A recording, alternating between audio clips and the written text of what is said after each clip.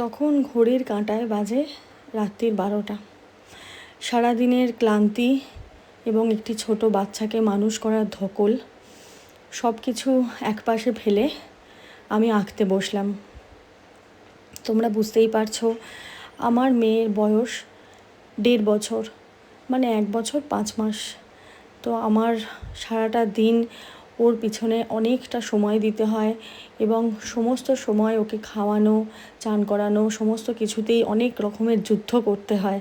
তো যারা আমার মতো নতুন মা, তারা অবশ্যই আমার কথাগুলো বুঝতে পারবে। তো অনেক ক্লান্ত হয়ে যাই, সারাদিন বাদে মনে হয় সত্যিই আমি ঘুমিয়ে পড়ি, আর কিছু করার দরকার নেই। কিন্তু আগের মতো তো এখন আর ওই জল রং তুলি বা তেল রং এগুলো নিয়ে বসা হবে না, কারণ সেই সময়টা বা ধৈর্য কোনোটাই আমার মধ্যে এখন নেই। হয়তো অন্য একটু বড় হলে সেই ধৈর্যটা আবার ফিরে আসবে, সেই সময়টাও আবার পাবো। তো আজকের মতো এইটাই তোমাদের জন্য প্রস্তুত করতে পেরেছি, যেটা অন্যার বোর্ডে যেটুকুনি চক এবং ডাস্টার দিয়ে করতে পেরেছি। তোমাদের কেমন লাগলো অবশ্যই আমাকে জানিও। নমস্কার বন্ধুরা, হ্যাপি হোলি। অবশ্যই আমাকে জানিও আমার পেন্টিংটি কেমন হয়েছে। ভালো